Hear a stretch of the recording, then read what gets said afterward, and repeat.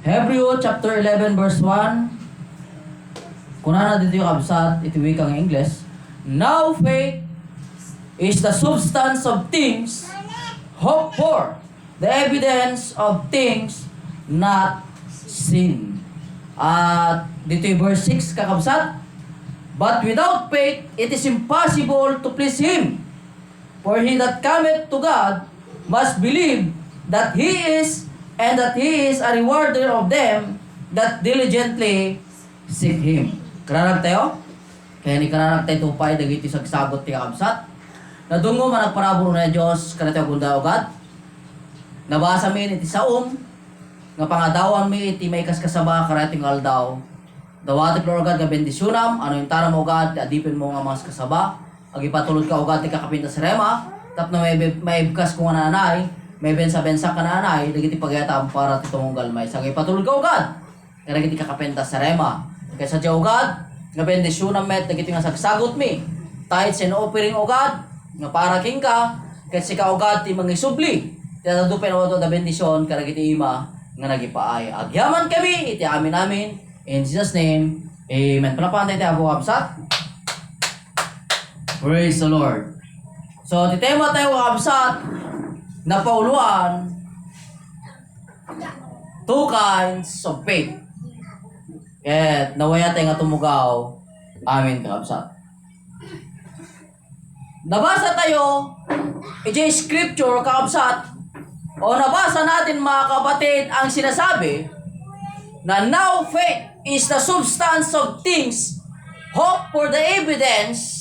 Sabi ng mga kapatid, na ngayon, now, faith, kakabsat. At sinasabi rin doon sa isa mga kapatid, sa verse 6, but without faith, it's impossible to please Him. Ngayon mga kapatid, hindi ibig sabihin na may pananampalataya ka, okay na. Dahil mga kapatid, sa pag-aaralan natin, o sa topiko natin ngayon, ay mayroong dalawang kinds o klase ang pananampalataya. Kasi marami nagsabi na manampalataya ka lang, okay na.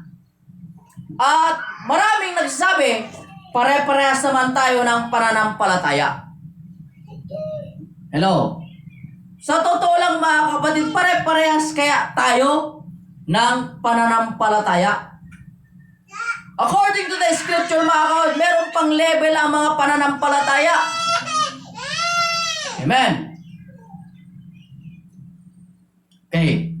So dito tayo mga kapatid sa kinds of faith na sinasabi dito mga kapatid. Sa una, ay yung tinatawag na faith in mind, at ang pangalawa ay faith in heart.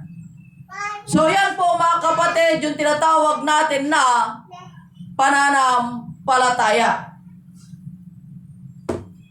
Ngayon, bago mo sabihin sa akin, naligtas ka na dahil sa pananampalataya mo, ay dapat malaman mo muna na may dalawang klase ang pananampalataya. Baka ang pananampalataya mo ay hindi yung nakakalugod sa harapan ng Diyos. Hello? Alam mo ba mga kapatid na meron ngang nananampalataya pero hindi siya ligtas kahit anong gawin niya? Saan mo mabasa? Sa James chapter 2 verse 19. The devil also have faith but not saved. Hello? Di ba sabi doon mga kapatid? Na sinasabi doon, kahit kayong diablo ay nananampalatayang merong isang Diyos at nanginginig pa, merong takot mga kapatid. Pero hindi ibig sabihin, ligtas siya. Kasi nga mga kapatid, merong dalawang uri o dalawang klase yung pananampalataya. Merong pananampalatayang isip at merong pananampalatayang sa puso. At yung pananampalataya na galing sa puso, yun po ang nakakapagligtas sa atin. Kasi, madaling mong sabihin na nananampalataya ka eh. Di ba? Madaling bigkasin. Madaling sabihin na may pananampalataya ka. Pero, paano ito makikita? Makikita to ayon sa iyong mga gawa. Kaya nga sinasabi sa Book of Hebrew, sa Book of James, mga kapatid, excuse me, sabi doon, faith without work is dead. Kasi nga, sabi natin sa wika natin Ilocano, aramid pakakitaan. Di ba? Madali magsabi, madali maggawa ng kuro-kuro, madali magkwento, madali magsabi na kaya mo. Hello? Madali siyang sabihin. Pero sa totoo mga kapatid, mahirap siyang gawin. Madali magkwento, pero mahirap patunayan. Kung gusto mong patunayan mga kapatid, sinasabi din dito sa Book of James mga kapatid, ipakita mo sa akin ang iyong pananampalataya na walang gawa. Excuse me. At ipapakita ko ang aking pananampalatayang may gawa. Ngayon, sino sa kanila ang makakapagpatunay na may pananampalataya?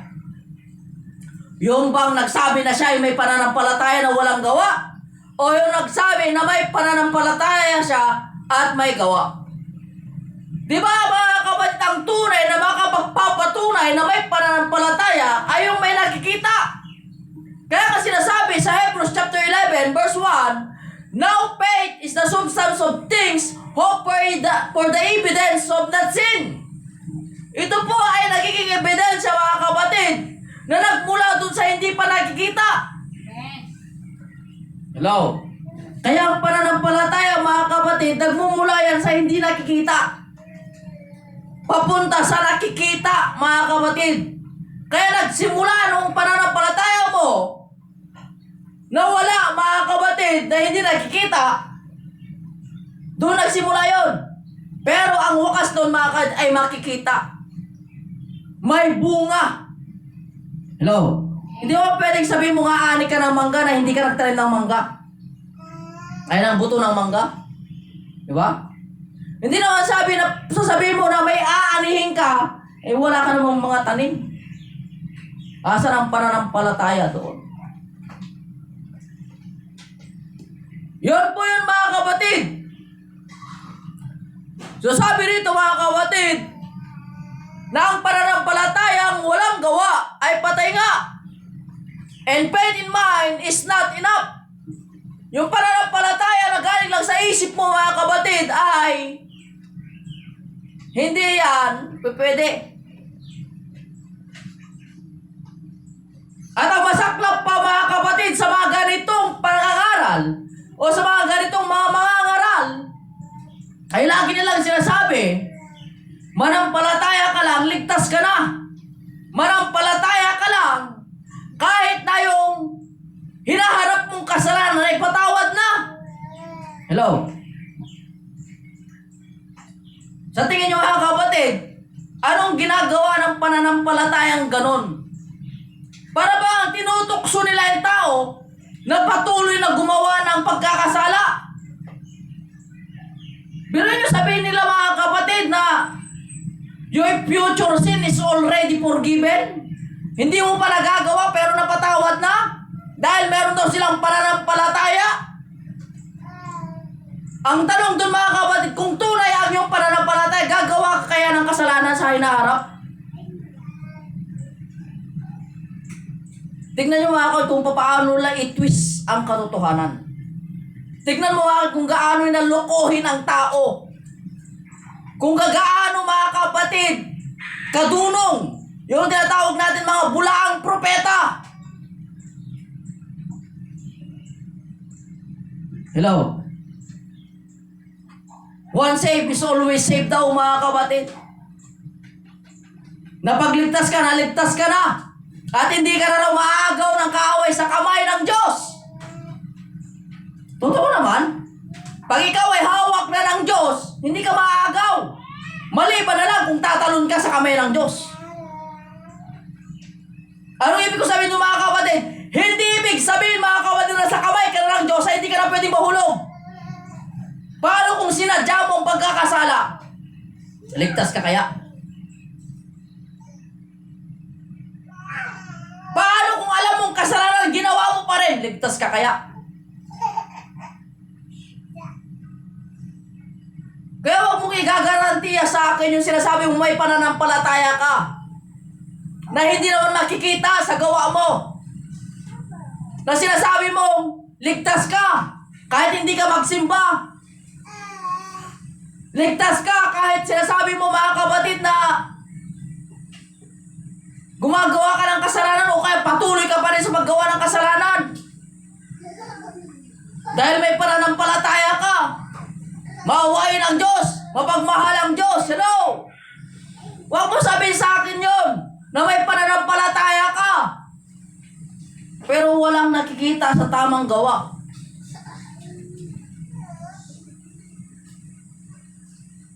Hello? Di ba? Ang pananampalataya makikita yan sa ating gawa. Sabi nga doon sa Hebrew 11:6, ang pananampalataya ay makikita doon sa mga tao na nagsusumikap hanapin ang Diyos. Hanapin ang kalooban ng Diyos. Diba sabi doon? But without faith it is impossible to please Him.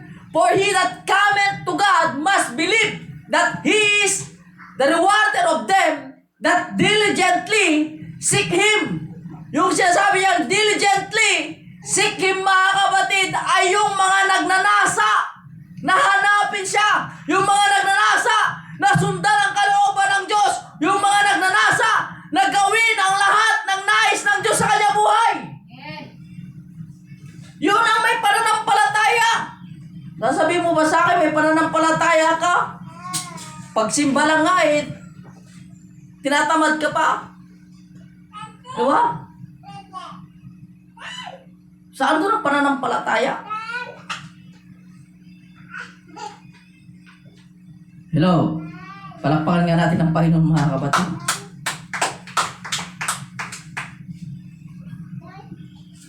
Kung gusto mong ipakita at patunayan na may pananampalataya ka mga kapatid, sabi rito, faith in heart, no doubt.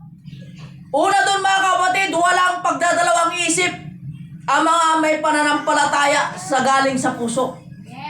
Hindi yan nagdadalawang isip sa salita ng Diyos. Pag narinig niya ang sinabi ng Biblia mga kapatid, na ganito, ganyan, sumusunod yan. Yan ang tunay may pananampalataya.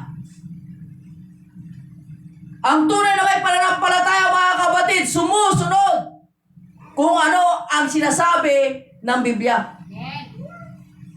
Ang hirap dyan sa lugar ninyo, kailangan mahaba ang buhok ng babae. Ang init kaya. Tapos sabi niya, ang ganda ng buhok mo, sister. Bakit di mo kaya paputulan? Ah? Hello? Pinuri niya na ganda ng buhok pero gusto niya paputulan para pumangit ka? Hello? No doubt, walang pagdadalawang isip. Sabi daw ng iba mga kapatid na losyang. Hello? Sabi nga doon, if you please God, people hate you. Kaya habang ikaw ay gumagawa ng kaaya-aya sa harapan ng Diyos, maraming magagalit sa iyo. Bakit? Dahil hindi nila nagagawa yung nagagawa mo. Pero yun yung bunga ng pananampalataya na may gawa mga kapatid. Kanayon ka lang nga naka-bestida. Kasla ka lang manang. So what? Diba? Kaysa naman tawagin kang manong. Babae kang tao, tawagin kang manong.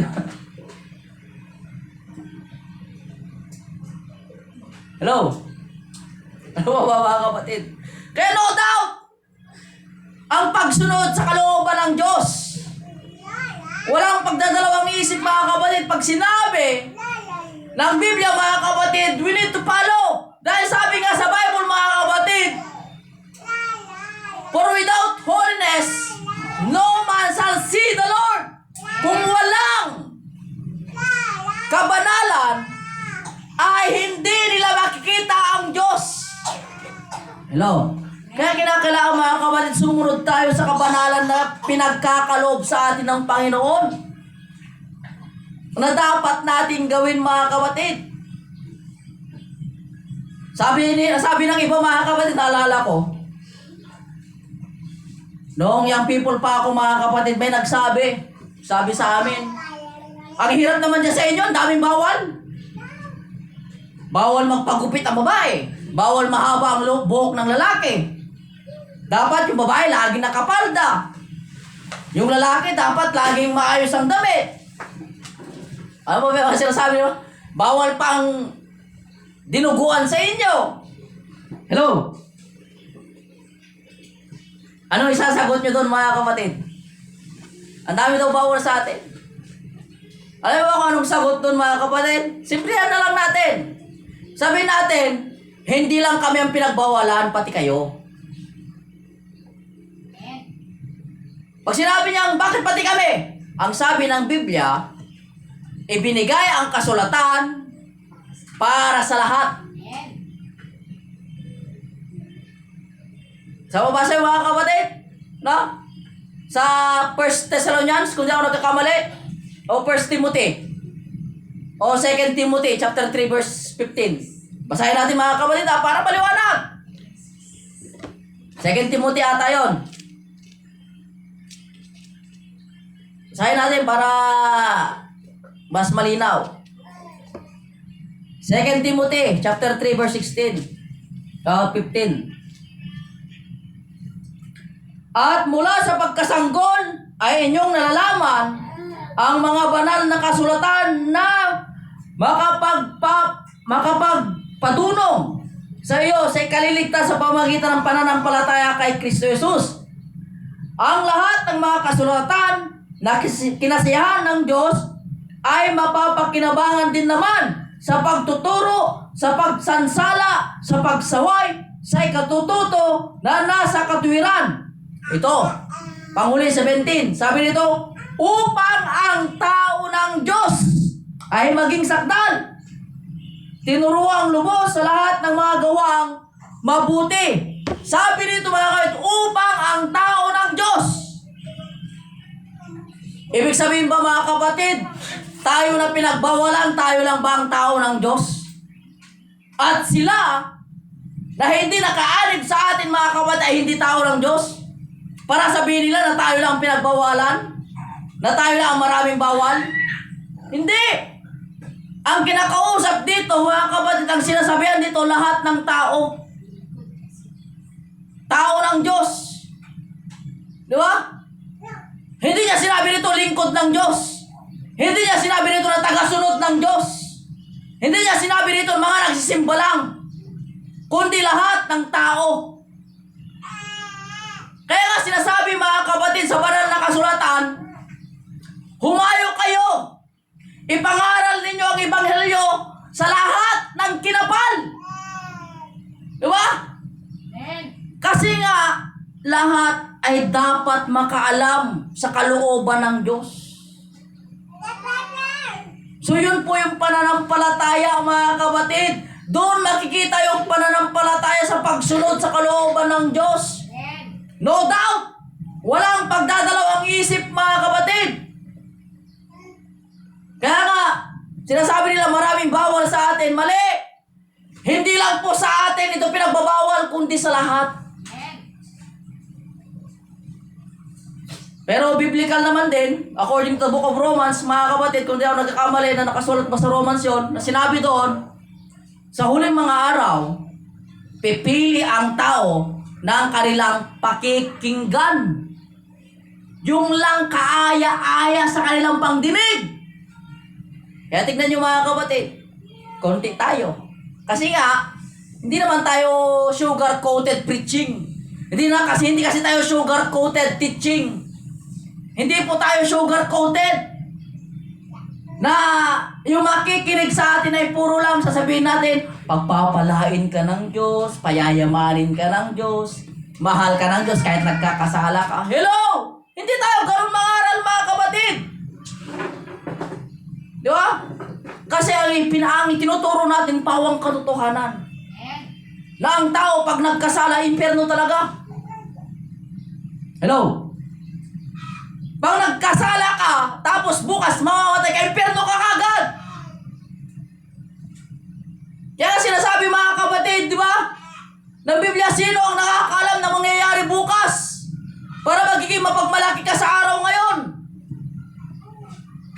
Sino bang nakakaalam kung anong mangyayari bukas? Sasabi mo bang malakas ka bukas? Sasabihin mo ba na walang mangyayari sa'yo bukas? Alam mo na ba kung ano mangyayari sa'yo bukas? Kaya ngayon pa lang dapat paghandaan natin ang ating buhay sa harapan ng Panginoon. Na maging tapat tayo sa Kanya. Yan po yung tinatawag na no doubt sa ating pananampalataya. Pangalawa mga sabi nito, no question. Willingly to obey. Hello? Ang iba kasi mga kapatid kino-question pa nila Di ba? Lord, basit lang. Lord, basit lang. Baga sa Tagalog, Panginoon, kunti lang. Ayun, nung tumagal, nagkaroon ng kunti-kunti. Sabi ko sa inyo mga kapatid, kinakailangan nating sumunod sa kalooban ng Diyos. No question, willingly to obey. Nandun yung willing tayo na sumunod sa kalooban niya.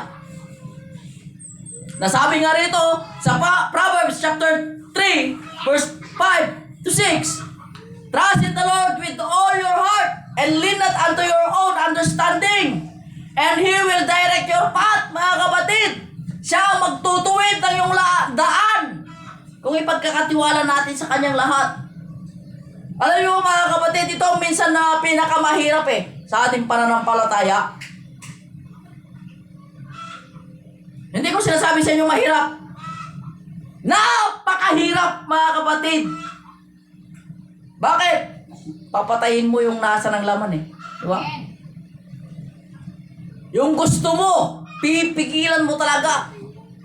Lalong-lalo na kung hindi ito nagiging kalugod-lugod sa harapan ng Diyos. Hello? Diyan pa ba kayo?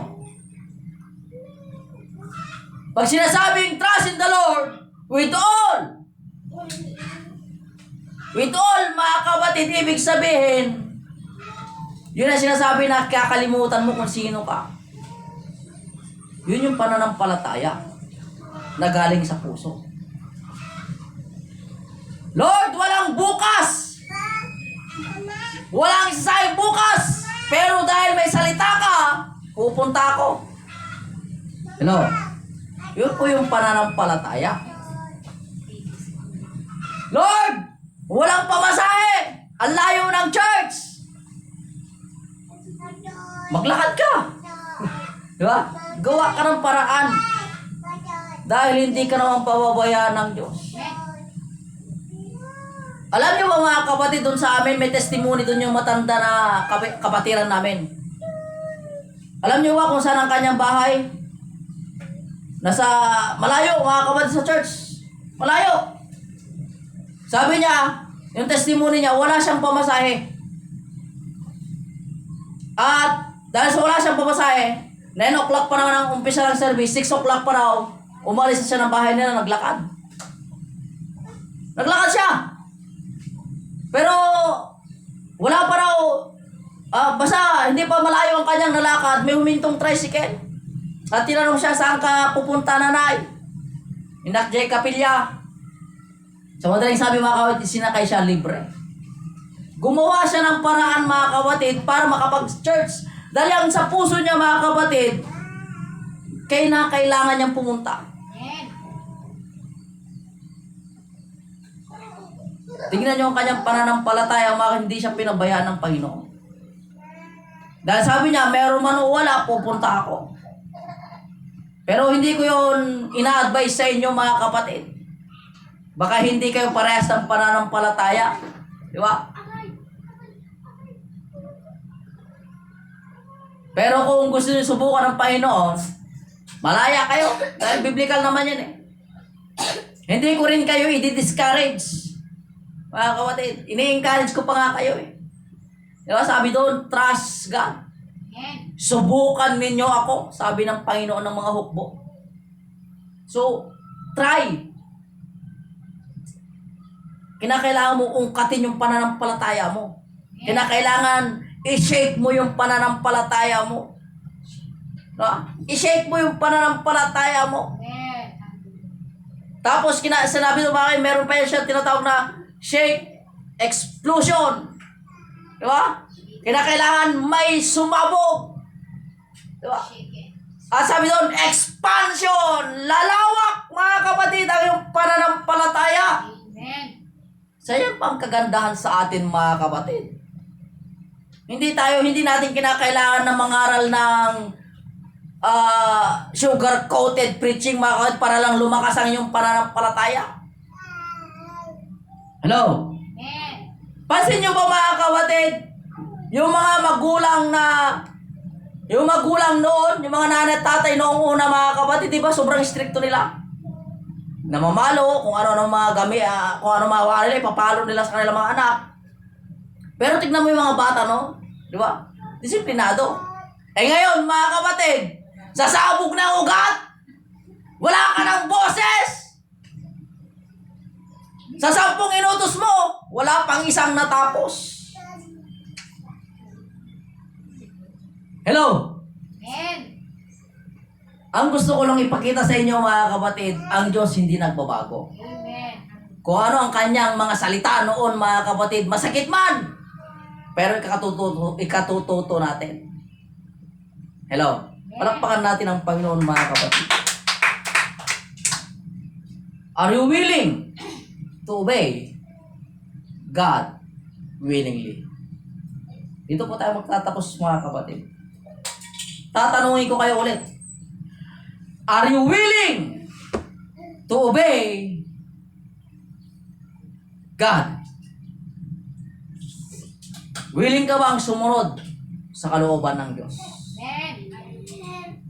Gusto mo bang ipakita sa Kanya ang iyong pananampalataya? Alam ko lahat tayo dito mga kapatid ay hindi perpekto.